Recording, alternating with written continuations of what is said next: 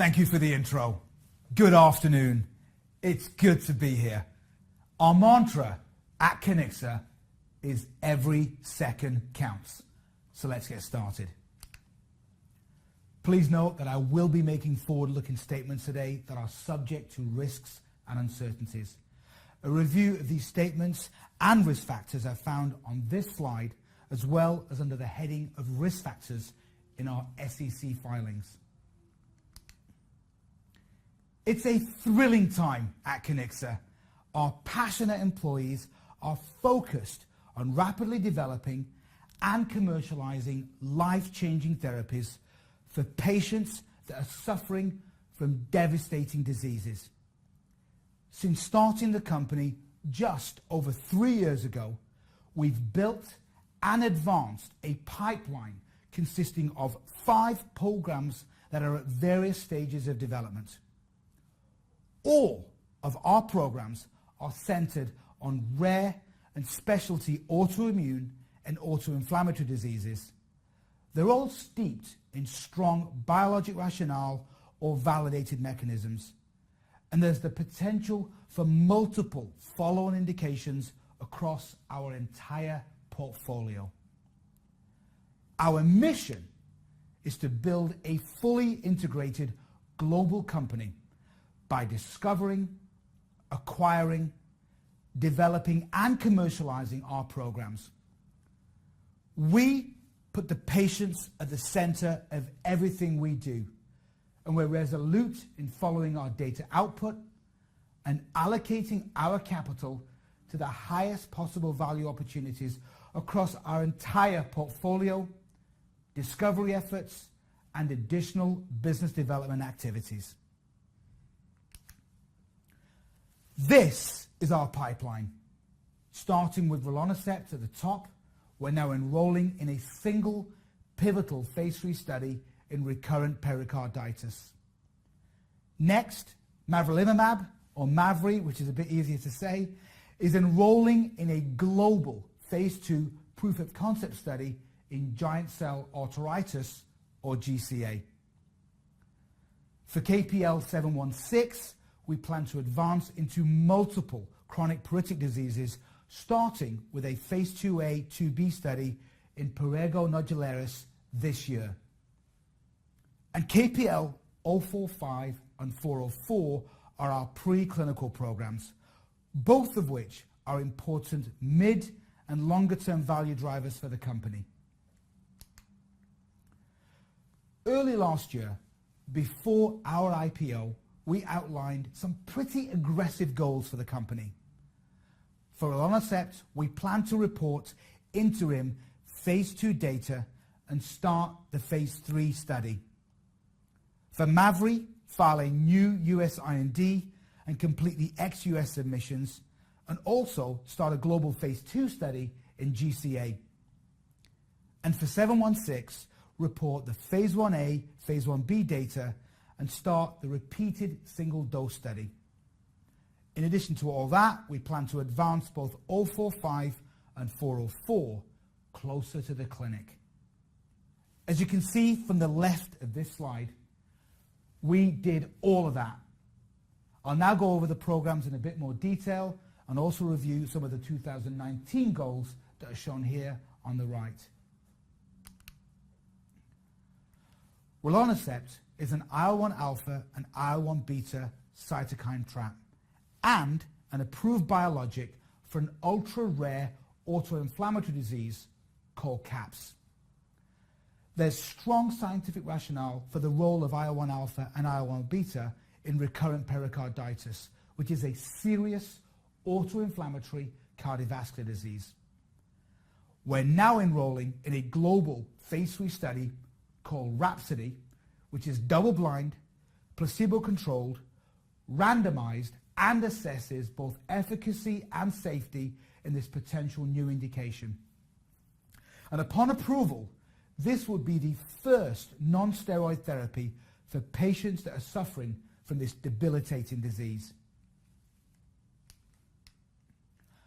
Leading up to Rhapsody, we ran an open-label phase 2 study in different pericarditis populations. patients received a 320 milligram loading dose and a 160 milligram weekly maintenance dose for 6 weeks on top of any combination of NSAIDs, colchicine, or corticosteroids. The endpoints included change from baseline in disease severity, including an NRS pain score and a C-reactive protein inflammation score. The interim results show that the patients having asymptomatic pericarditis flare had reductions in both pain and inflammation after only the first dose. And that improvement was persistent through the 6-week base treatment period, as well as the optional 18-week extension period. And it's the strength of these results that supported the initiation of the phase 3 pivotal study. We're now ramping up our commercial focus and efforts. We're compiling the right commercial benchmarks, mapping the patient populations, and identifying the optimal paths to treatment adoption. Based on the analysis of multiple claims data, we believe the prevalence of recurrent pericarditis is approximately 40,000 patients. Within that, we believe there's approximately 14,000 patients that could benefit from Valoncept.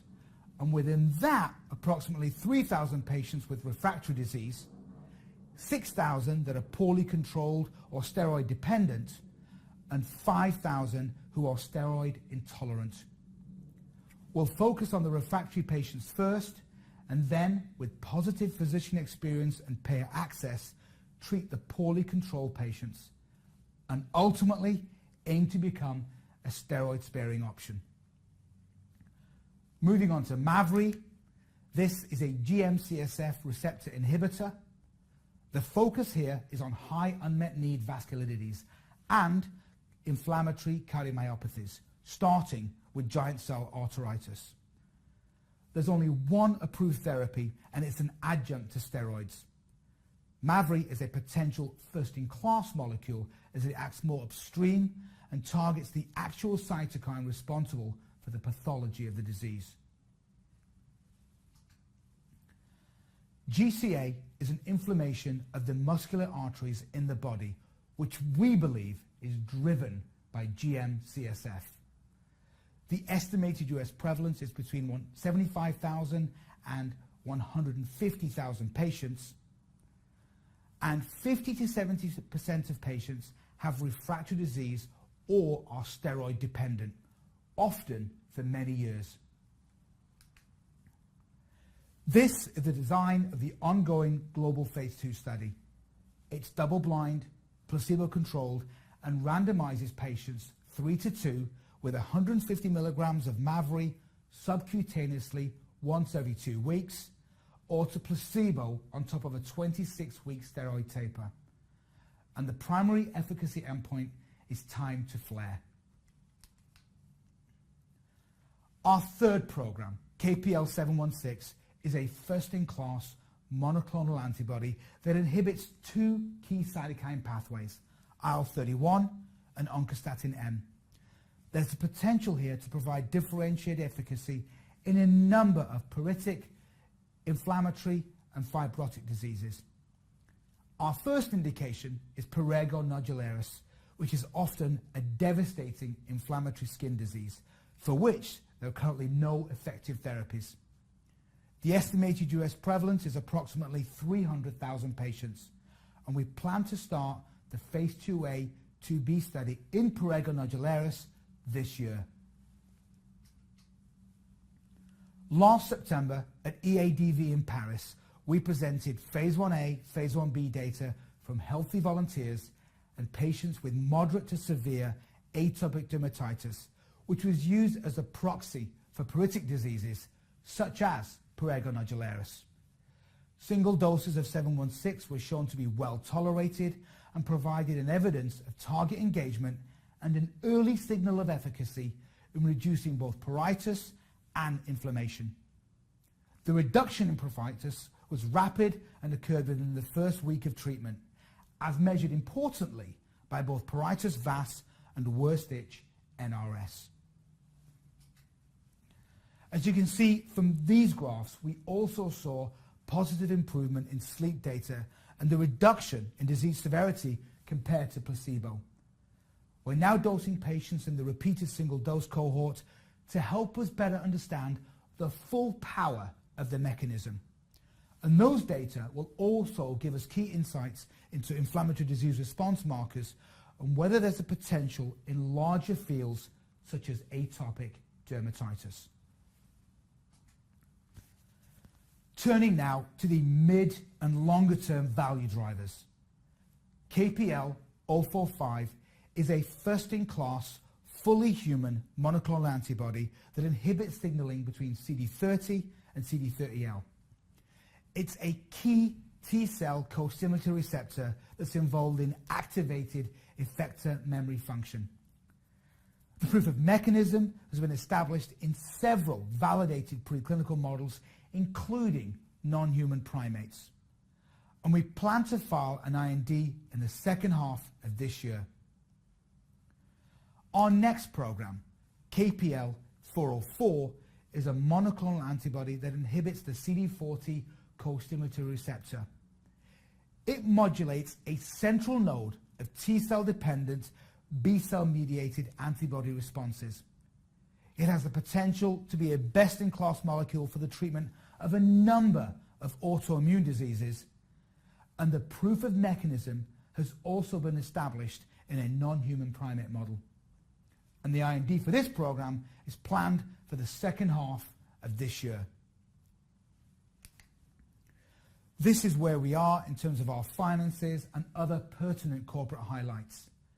We're a Bermuda-based company as a result of our commercial focus and planning. Our 5 pipeline programs are supported by a comprehensive IP portfolio, and our Q3 cash balance is $338 million, and we have no debt. And as I said earlier, we put an awful lot of effort into allocating our capital to the highest possible value opportunities across our entire portfolio, R&D, and business development activities. So in summary, 2018 was clearly a great year for Kiniksa.